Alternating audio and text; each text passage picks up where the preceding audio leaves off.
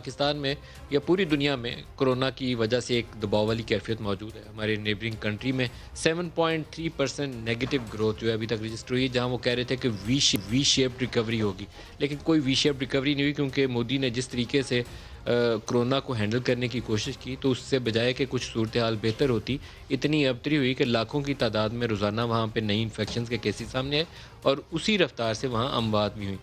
लेकिन इस वक्त जो पाकिस्तान के लिए चैलेंज ये था कि पाकिस्तान पिछले 3 सालों से एक बड़ी मुश्किल सूरत हाल से दो चार है। सख्त किस्म की डिमांड मैनेजमेंट स्टेबलाइजेशन की कोशिश की जा रही थी और पीटीआई रिपीटेडली एक ही नंबर था जिसका ढिंढोरा पीट रही थी कि 19 अरब डॉलर का करंट अकाउंट डेफिसिट हमें मिल गया तो हम तो बड़ी मुश्किल में फंस गए।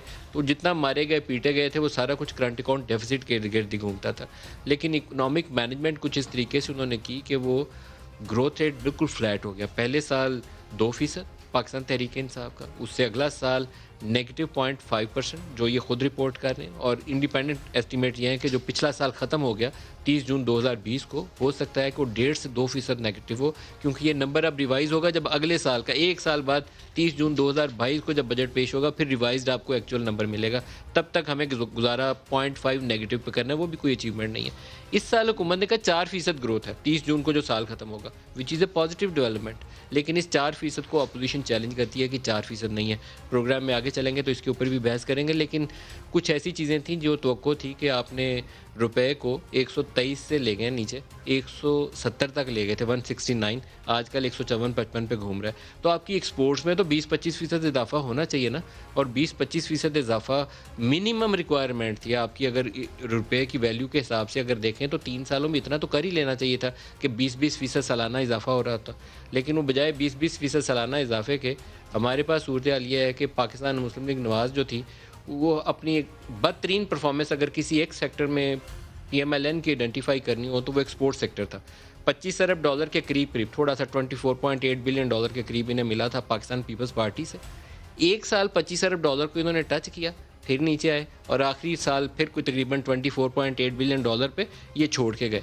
कोई बहुत तीर नहीं मारा इन्होंने। 25 को 30 अरब डॉलर पे ले जाना चाहिए था या 32 अरब डॉलर पे ले जाना चाहिए था पाकिस्तान मुस्लिम लीग नवाज़ को अपने दौरे हुकूमत में। और 3 साल अगर पाकिस्तान तहरीक इंसाफ की डीवैल्यूएशन के बाद अगर एडअप करें तो हमें कहीं 38 बिलियन डॉलर 39 बिलियन डॉलर के करीब घूमनी चाहिए थी एक्सपोर्ट्स हमारी।